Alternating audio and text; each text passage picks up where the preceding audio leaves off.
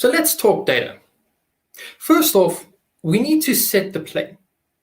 Data analytics is often thought only in the marketing sense. These are from platforms like Google Ads, AdWords, Analytics 360, Facebook Business, etc. This is a form of data analytics, but in this webinar, we're talking data in general. And the trend we're finding is there is so much unused, valuable data that is not realized to its potential or the value an organization can get from it.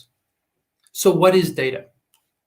Data by definition are facts, statistics, or items of information collected through observation.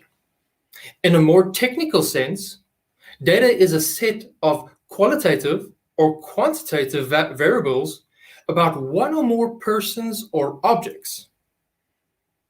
When we have data, we have a valuable resource to turn intelligence into profit.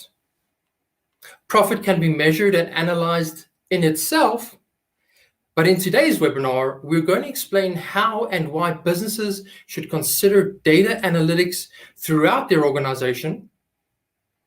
And the main concept to keep in mind is how we get the data and how we get insights or value out of that data.